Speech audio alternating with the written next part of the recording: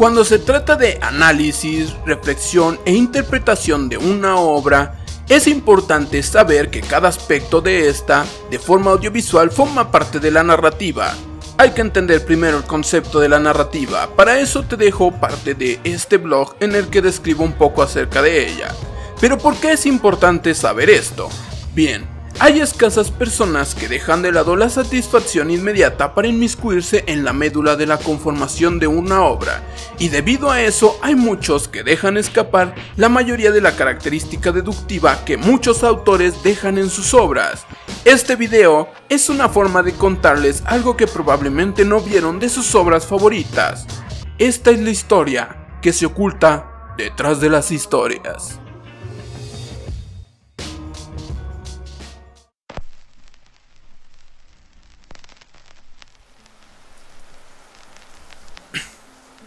Es inefable. El verano, el dulzor de los duraznos, la calidez del sol del mediodía junto a la brisa fresca que acompaña a una marejada. Un pétalo rojo, una rosa. Persiste la idea de incredulidad. ¿Por qué no lo estás viendo? Visualiza la rosa. Una. Ahora un par de rojas y una blanca. ¿Las puedes ver? ¿Qué percibes? Nada. Ante los ojos de la ignorancia, ojos ciegos. Más ciego es aquel que no quiere ver que aquel que no puede. ¿No entiendes? Bien, déjame contarte. Siéntate y escucha. Cada color, forma, especie, estructura y vigor. ¿De la rosa preguntas?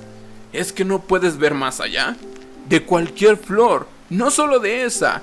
¿Recuerdas aquella historia? La chica de cabello corto que atendía las flores con una sonrisa, pero que en el fondo ocultaba la tristeza de una pérdida en el velo de las flores que buscaba que lo llenen. ¿De qué color era la primera flor? ¿No sabes de lo que hablo? De Natsuyuki Rendezvous, por supuesto. ¿Ves el escaparate de flores que la rodea? Azul y rosa significan misterio, admiración y gratitud. Su representación, cronológicamente, cómo se ve, cómo se sintió y cómo se siente. Es un contexto como personaje, tómalo en consideración y ponlo en contraste en la historia. Pero ahora, ¿qué hay del otro que la acompaña? Callado y testarudo. La tez de querer buscar algo, a alguien en la vida. ¿Ves el cactus que lo acompaña? Significa un pie duro, una fortaleza. ¿Quieres un ejemplo más claro? ¿Qué tal si te cuento una historia solo con flores?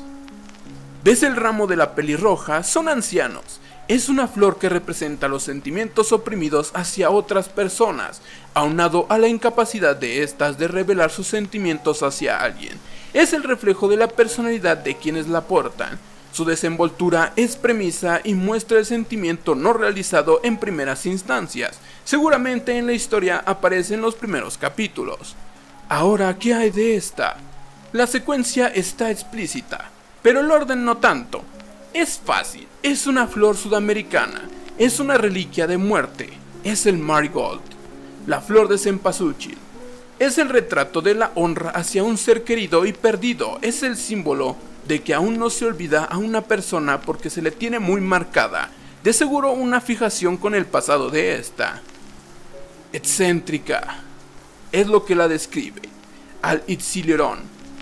Es peculiar en su forma de crecer. Parece no tener una parada firme, pero está unida con las raíces tal como la flor. Sale del suelo unida a sus hermanas para mostrar algo que probablemente no sea. Y este es el final, un racimo de rosas. En un racimo de rosas, el color de forma individual no importa, pero la forma en que se acomodan sí. Varias rosas de distintos colores significa una relación de amor, gratitud y amistad. Las flores blancas muestran un primer amor. Dos flores rojas simbolizan un amor verdadero. Seguramente la relación que guardan dos personas protagónicas y el final es predecible. Quedan juntos como está plasmado en ese racimo. ¿No has visto Kisneighbor? De nada.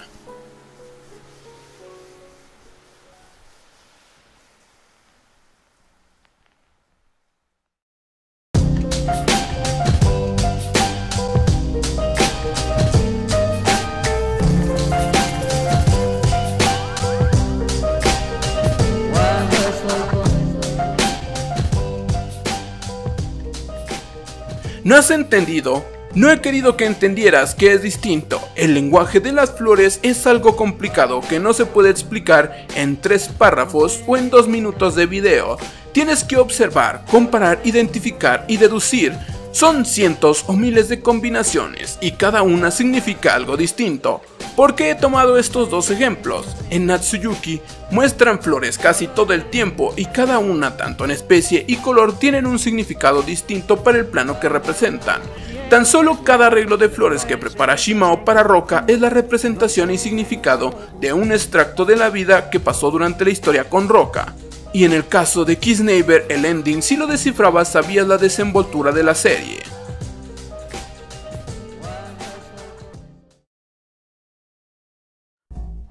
La irregularidad, es decir, lo inesperado, la sorpresa o el estupor, son elementos esenciales y característicos de la belleza.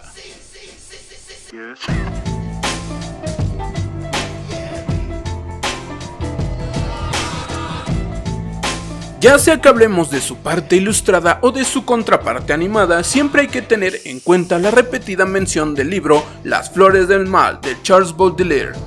Charles Baudelaire es un poeta del siglo XVII. Es conocido como el poeta maldito, aunque las palabras de sus poemas enamoran, lo cual es raro. Espero no ser el único que haya leído Las Flores del Mal y que hayan visto a Aku no Hana al mismo tiempo, así será más fácil pescar la idea. No es extraño pensar en la relación que guardan ambas obras del mismo nombre, pero de distinto autor. Tsushō Oshimi es el autor de Aku no Hana, quien tomó fuerte inspiración de la obra original francesa de 1857.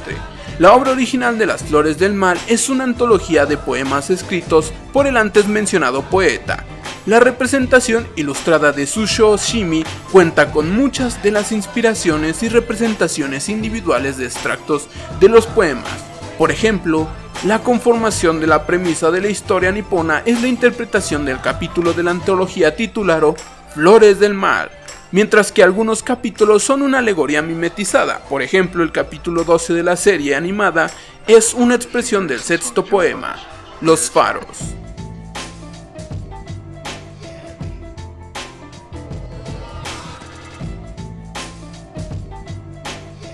Así pues, podemos seguir con los ejemplos, como el primer encuentro de Nakamura con Takao y la mimetización de la destrucción, o algunas representaciones más literales y explícitas como la luna ofendida, nombre del capítulo en el manga y el mismo nombre del poema en la antología.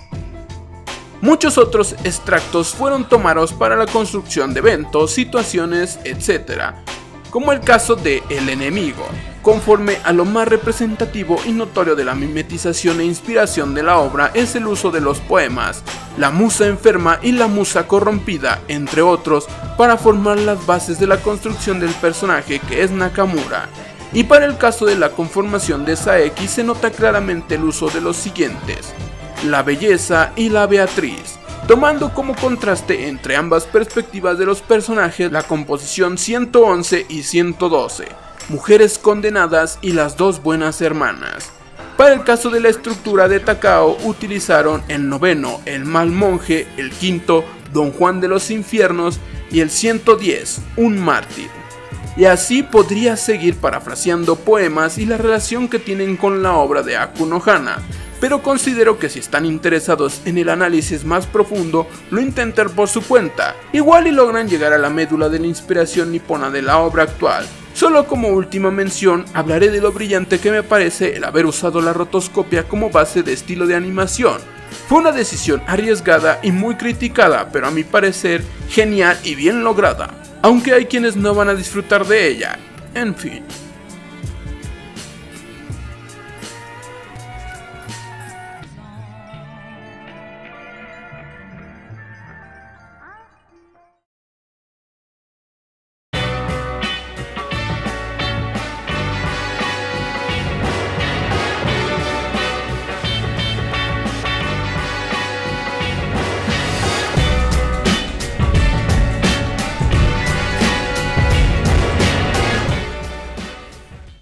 Son los 80s. Japón ve un incremento en las ganancias internas del país.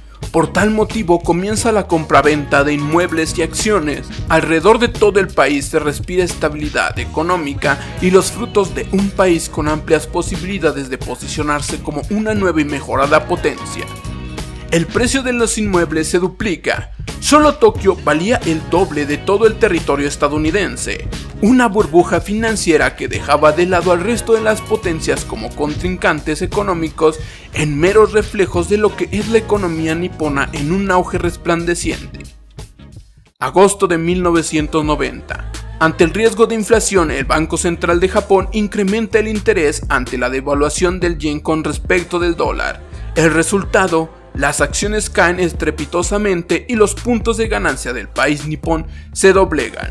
Inmuebles que valían millones de yenes tienen una baja sobre el 60% de su valor. El temple cambia a una desesperación y arraigo monetario que conlleva a una crisis económica. La década de la perdición. Es increíble cómo la década de los 90 es considerada como la edad dorada de la animación nipona, cuando fue una de las décadas más difíciles de sobrellevar para muchos nipones y muchas empresas del país. Aún hoy en día se siguen viendo los peldaños de lo que sucedió durante 1990 en la economía nipona. Esto se convirtió en una meca del reflejo en las obras presentadas durante la época. El país necesitaba ver héroes luchando por lo que quería.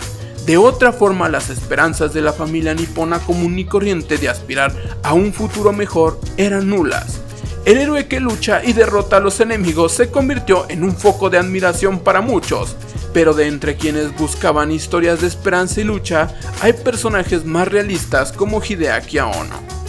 En 1995, Hideaki Anno presenta la renovada Neo Genesis Evangelion, un retorno a los animes mecha de la lucha de un joven contra seres llamados ángeles, buscando proteger un mundo que muchos considerarían perdido. Shinji Ikari, el protagonista de la serie, es un joven que pilotea una de estas gigantescas mechas y pelea contra los ángeles. A diferencia del resto de las obras que planteaban el argumento de héroe y villano, Hideaki Anno buscó plantear problemáticas del mundo realista en un trasfondo que poca gente se tomaría en contexto de interpretar. Para los padres de las familias que vivieron durante la burbuja financiera y posteriormente en la década de la perdición, sabían de lo difícil y contrastante que era mantener una familia. Anno explotó la relación disfuncional que existía entre Shinji y su padre, donde se genera el planteamiento de la crianza de un hijo en una sociedad rota. Una infancia donde el padre siempre está en el trabajo y raras veces le presta atención a sus hijos, una situación similar a la que vivieron muchos de los niños que crecieron en los 90s en Tokio. Por su parte, Hideaki Anno también sufrió de la decadencia económica de esta época, motivo por la cual el sentido de la obra toma un tono psicológico más reflexivo de lo normal, es decir, una terapia grupal junto a la audiencia, tomando algunas teorías de Freud para representar esto. Creo que el análisis de la inspiración religiosa y psicológica les toca a ustedes.